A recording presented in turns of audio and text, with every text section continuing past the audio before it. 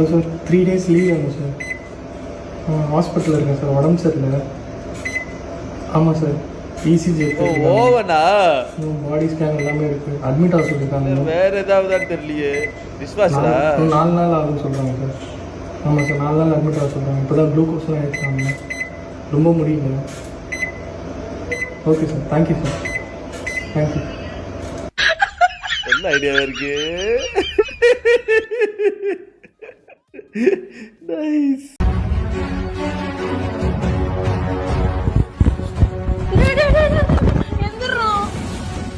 என்னடி ஆச்சு? என்ன பண்ண? என்னடி பண்ண? உன் மேல தப்பா? என் மேல தப்பு இல்ல, அவன் தான் ஒன்வேல வந்தான். அவன் உண்மையில வந்தானா? இப்ப வண்டி என்னாச்சு?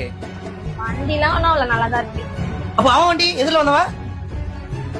வண்டில எல்லாம் வரல, அவன் நடந்துதான் வந்தான். நடந்து வந்தானா?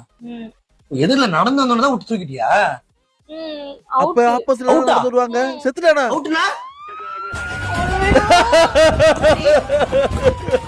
போலீஸ் சவுண்ட் கேக்குது. தாவஸ்தியா? ஐயோ.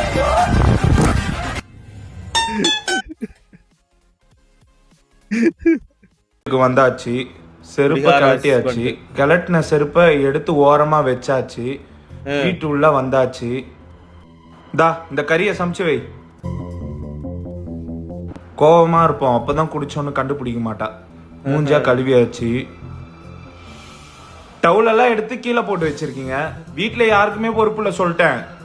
கோவமா இருக்கும்னு காட்டிட்டோம். அப்படியே ரூம்ல போயிட வேண்டியதான். அப்பாடா, குடிச்சதை கண்டுபிடிக்கல. குடிச்சிருக்கியா? கண்டுபிடிச்ச ஃபிளாஷ்பேக். வீட்டுக்கு தெளிவா வந்தாச்சு. ஓகே, செருப்பு ஓரமா வச்சாச்சு. சரி, தா இதுல கறி செஞ்சு வை.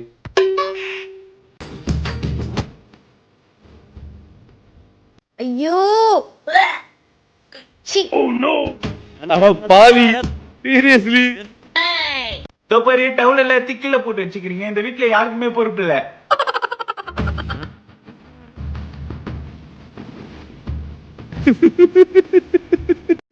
ஆனா ஃபர்ஸ்ட் பண்ணும்போது எல்லாம் தெளிவா இருந்துச்சு அப்படின்னு அவன் நினைச்சுக்கிட்டான்.